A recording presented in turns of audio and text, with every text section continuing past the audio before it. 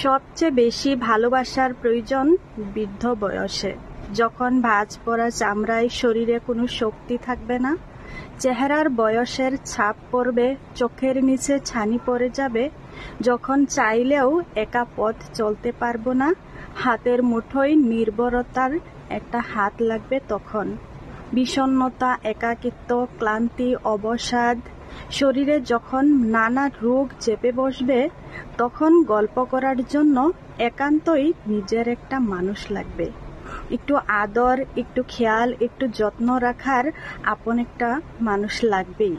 আমাদের প্রতিটা মানুষেরই ভালোবাসা তখনই সবচেয়ে বেশি প্রয়োজন, একটা সময়ের পরে শরীর থাকে না, একটা সময়ের পরে আকর্ষণ থাকে না, যেটা থাকে সেটা থেকে যায়, সেটা হচ্ছে বন্ধুত্ব। তখন শুধু বন্ধুত্বটাই থাকে সারা জীবনের জন্য, সারা জীবন একসাথে কাটানোর জন্য অসংখ্য সুন্দর মুহূর্ত থাকে তখন। হ্যাঁ, বৃদ্ধ বয়সে যেটা থেকে যায় সেটাই হচ্ছে আমাদের বন্ধুত্ব। তখন শুধু বন্ধুত্বটাই থাকে, আর থাকে সারা জীবনে একসাথে কাটানো অসংখ্য সুন্দর মুহূর্তগুলো। 2-4 বছর একসাথে থাকার মাঝেই ভালোবাসা সার্থকতা পায়। ভালোবাসার সার্থকতা যখন বছরের পর বছর একসাথে থেকে একে অপরকে বুড়ো হতে দেখেছে। যত্ন, আদর, ভালোবাসার বড় মমতায় সেই বৃদ্ধ বয়সেও একে অপরের পাশে থেকেছে।